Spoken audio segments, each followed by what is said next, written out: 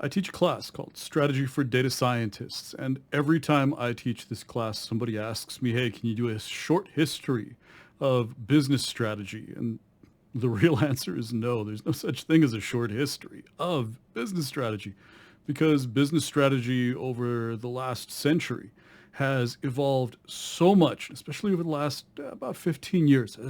It's gone from something that was crossing the road at a turtle's pace to now it's flying at speeds that you could not have thought of even 20, 25 years ago. Strategies changed so much. It's one of the reasons why I teach my class is because data scientists and machine learning field type people, we find ourselves in an interesting place in time where we can contribute significantly to business strategy, and our roles are strategic, whether we know it or not. But there is a rich history beyond what I teach in the class that lays the groundwork for everything that we do today as data scientists or just as business strategists in general. And so I'm starting this series for one main reason, and that is strategy is inaccessible. Most people don't teach it, and those who do teach it badly. There are a very small number of people who talk about business strategy in an intelligent way. None of them talk to a technical audience. They all assume that you've graduated with an MBA in something. And so it gets dense quick, and it's a different thought process. And most people that are going to teach you strategy don't understand that your thought process as engineering and science focused is actually very different than a strategist's thought process. However, a lot of what you do and what you know how to do is extraordinarily applicable, very valuable to the strategy planning, implementation, all of these processes that tie into doing strategy at a business. You can be extraordinarily helpful. But you need it explained to you a little bit differently than most people go about it. So let's start with my number one gripe. The majority of the time when people say the word strategy, what comes next out of their mouth are tactics. Strategy is not something you do. You can implement it, but strategy is not something you do. Tactics, execution, that's something you do. Strategy sits before that. Strategy is a thesis.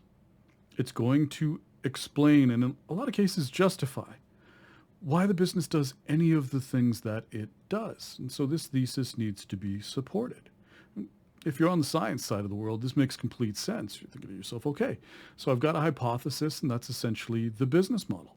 And that's one of the terms that you'll hear thrown around a lot, business model. So what is that?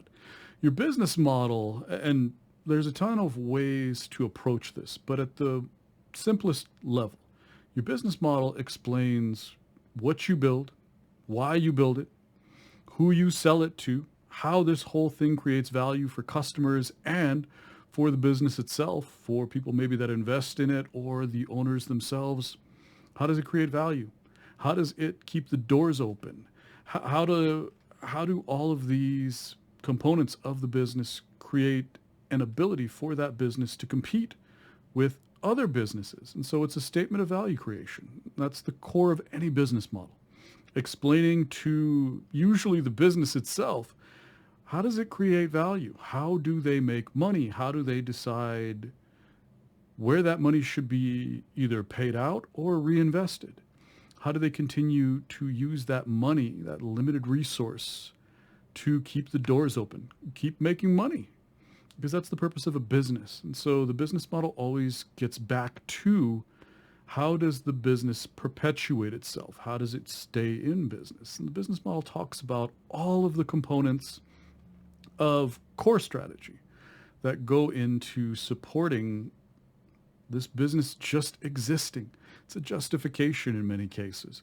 Now, on the other end of a business model, you have an operating model that talks about how strategy is implemented. How is that value created? And that's your connection between your business model, and a lot of times you'll hear people talk about value streams or a number of other things that I'll probably get into later on in this series. But the operating model talks about how the business creates value. And it's a little bit closer to tactics. On the other side of the operating model and the value stream, you have workflows, which are what people do. So we go from why they create value to how they create value. And that's your connection to the workflow and your connection to people. So your core strategy, your business model, your operating model, and then your strategy, your plan, the goals that you put forward for the business and the strategy that you create to figure out how exactly you're going to accomplish those goals. But this is from, again, it's a cause. Why? Why do we do X, Y, and Z? And this is typically where people lose the handle on strategy because they're closely linked. When you talk about strategy implementation, there's a very close link there from value creation. What are the processes of creating value to what are the process of creating products or of paying people salaries or of hiring people or of anything, acquiring resources, manufacturing, everything. How do we set prices, pricing strategy?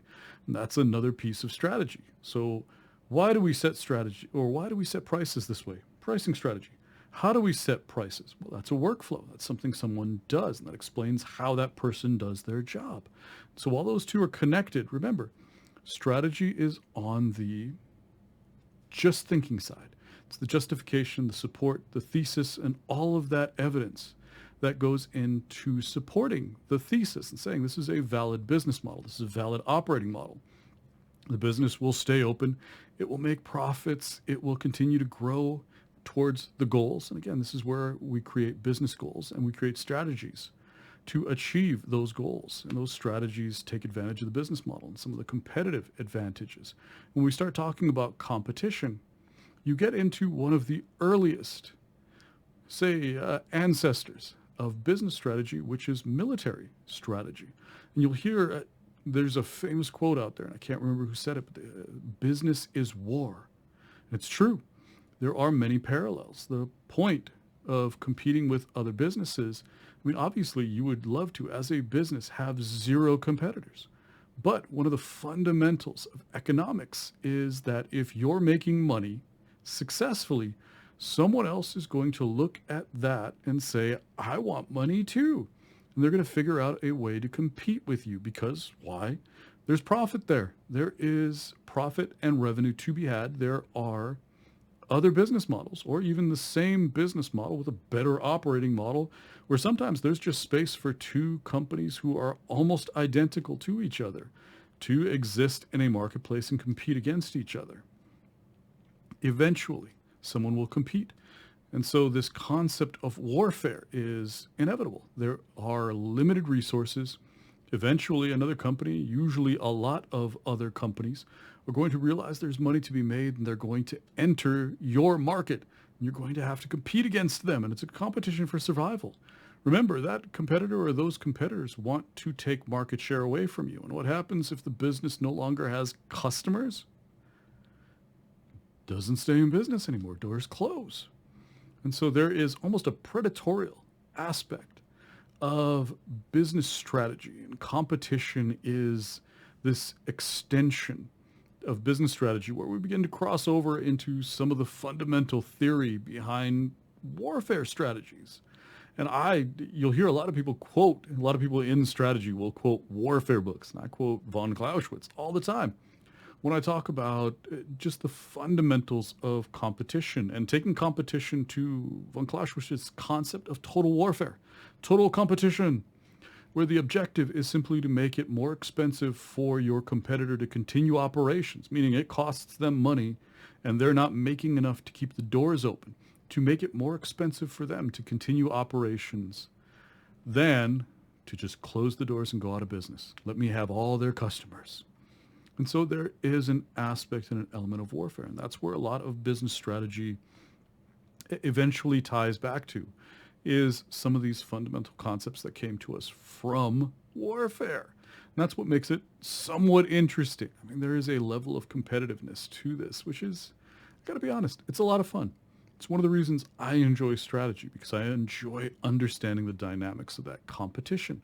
And a lot of what I'm going to talk about in the subsequent videos that are to come will help you understand from an engineer's perspective or scientist's perspective what all of this means. And we especially sometimes are challenged because what we do is so tactical. And to stop doing and pull back and Go into this world where everything is planning, where all of the data that we use has to come to us and our models at some point end. We have to take the output of those models, figure out what to do. And then we have to go out, and this is backwards, isn't it? We take data, we take advice from models, we figure out what to do, and then we go and support. Ooh, for us, that's backwards, isn't it? But that is part of how strategy is done because we don't have a model good enough to really decide what should be done from a strategic perspective. It's complicated.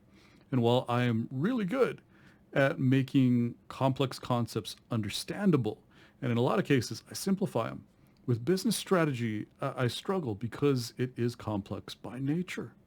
And so I will make it simple and easy to understand. However, understand this is complicated. And there are a lot of different layers because the systems that we compete in, marketplaces that we compete in, the opportunities, the threats, the strengths and the weaknesses, you hear SWOT analysis, which I'll probably talk about in another video. All of these things contribute to extraordinary complexity. Many different decisions, many different paths that could be taken. And it's really on the strategist to use the best possible framework to assess all of these different alternatives, what they mean for the business. And so where do we go next? We start talking about assessment frameworks. And how do you even begin to do that in such a complex environment? And so in the very early days of strategy, assessment frameworks were rudimentary. And I'm going to go through in the next few videos some of those rudimentary assessment frameworks to give you an idea of how does business strategy work? How do we create strategy? We'll talk more about business models. We'll talk about operating models. We'll talk about value creation and value streams and a number of different things that you probably haven't been exposed to very much. But I think it's really important for you to be exposed to these because, like I said, number one, most of the time we teach strategy badly. You've probably been introduced to some inaccurate concepts around strategy. People telling you that cloud is a strategy when deep down inside you go, no, that's a technology. That's AWS. AWS isn't a strategy. It doesn't sound right. And so a lot of times strategy is sold to you in a way that gets you to buy a product, not actually build a strategy. And so it's taught badly, and I want to fix that. But you also, like I said, have a different mindset. You come at this from a different approach. And I want to make sure that you get a better understanding framed with reference to you and what you do, and making that change from being a tactical thinker to a strategic thinker, because that's going to give you career longevity. It's going to open up more opportunities to you at higher levels, and obviously you're going to be paid better for that and have better career prospects. So that's one of the reasons why I'm doing this baseline series. Like I said, I teach a class that goes really deep into evolving strategy theory for specifically data science and machine learning, this concept of AI first business models and AI strategy. But what this series is going to be is a little bit more of an intro too, and getting you to the point where if you're in a strategic conversation, you understand some of the things that are going on and you're able to listen to the way that your business communicates goals to you and take that in, synthesize it, and be able to act more effectively and be a better partner just because you speak the language now just a skosh better than you used to. So hope you'll join me as we start exploring some of these frameworks for strategy